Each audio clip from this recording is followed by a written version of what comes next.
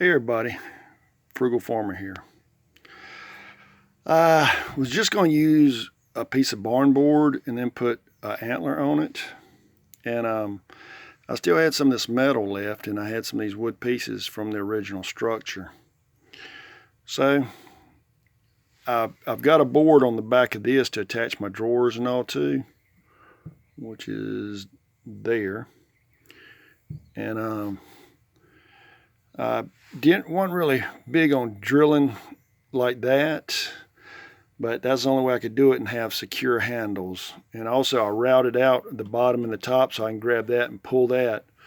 But whoever this thing ends up with it after I'm gone, I want it to be sturdy for them and honor the man that put together that bus stop.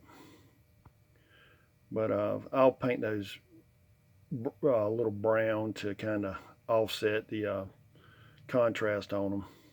And but these are the antlers, the last part of the antler that I used on the cabinet doors.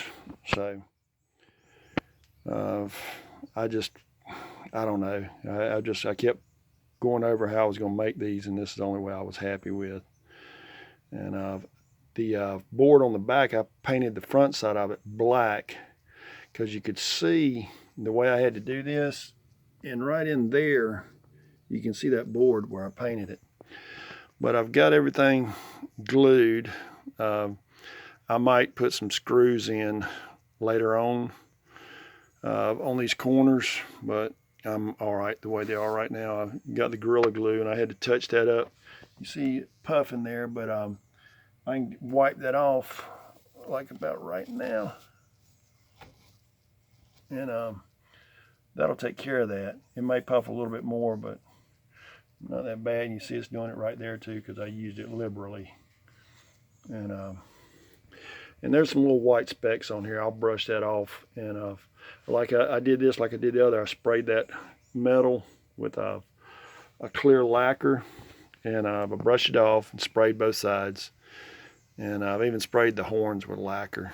So yeah, that's why they've got a little sheen to them. And so I'm ready to start framing out the front of this and making some drawers and some shelving to go in there. And I got just a little bit more tin. I've got to take all this paint out and screw some of that tin back to the frame.